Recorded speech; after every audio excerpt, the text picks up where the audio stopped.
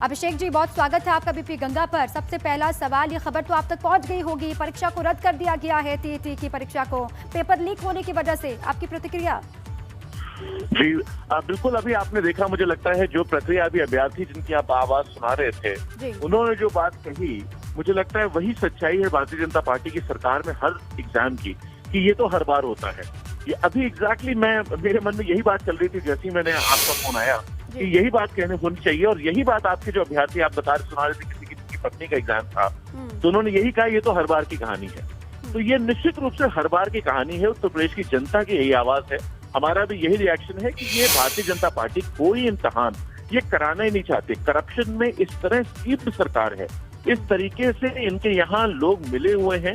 कोई परीक्षा आप देख रहे होंगे, आप 5 साल से आप भी ऑब्जर्व कर रहे हैं, बीपी गंगा हमेशा सवाल उठाता रहता है और मैंने हमेशा देखा आज तक एक भी परीक्षा ऐसी नहीं हुई उत्तर प्रदेश में भारतीय जनता पार्टी की सरकार जो आप बिना पेपर लोगों के जेल गए, करप्शन के इल्जाम लगे, कोई परीक्षा पूरी हो गई हो। वैसे इन्होंने रोजगार नहीं दिए।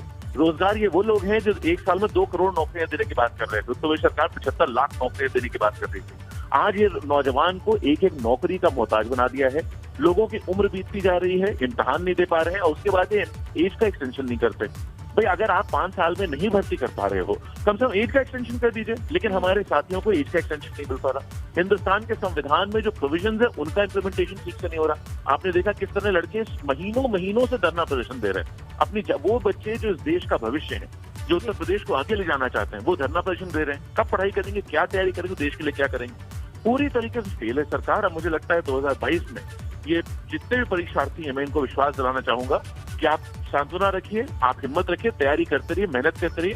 समाजवादी पार्टी सरकार बनेगी, हम लोग सरकार बना करके रोजगार की उपलब्धता कराएंगे। लेकिन मुद्दा तो अभी का है ना अभिषेक जी, अभी दिक्कत ये है कि इतनी तैयारी की लंबे वक्त से, तो फिर अभी पेपर को लेकर दिया गया। एक हफ्ता, 1 महीना कितना इम्पोर्टेंट होता है परीक्षार्थियों के लिए, ये समझ पाना कितना मुश्किल है। बिल्कुल होता है। मैं बिल्कुल उसी दर्द से पीड़ित हूँ जो आप महसूस कर रही हैं और मुझे खुशी है कि मीडिया भी संवेदनशील है इन मुद्दों पे, रोजगार पे और लोगों के मुद्दों पे, नौजवानों के मुद्दों पे, बेटियों और बहनों के मुद्दों पे, कि ये पूरी तरीके से सरकार की व्यवस्था का फेल्योर है।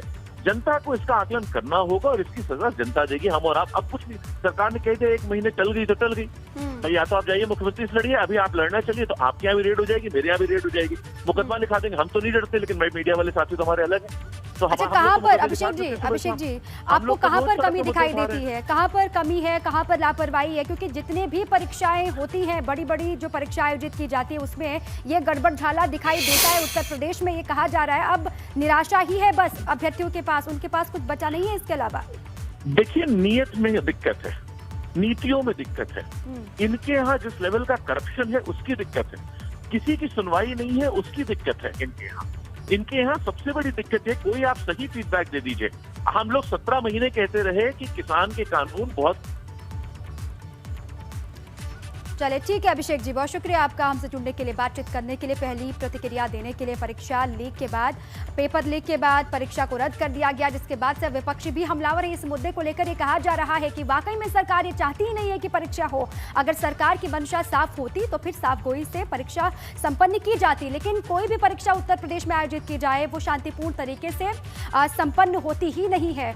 इसी पर मेरे 2 सहयोगी लगातार बने हुए हैं। रतीश कानपुर से जानकारी दे रहे हैं, आगरा से नितिन मेरे साथ लगातार हुए हैं, उनके पास मैं जाऊंगी, लेकिन उससे पहले एक छोटे से ब्रेक के लिए यहाँ पर रुकना होगा। आप रहिए हमारे साथ।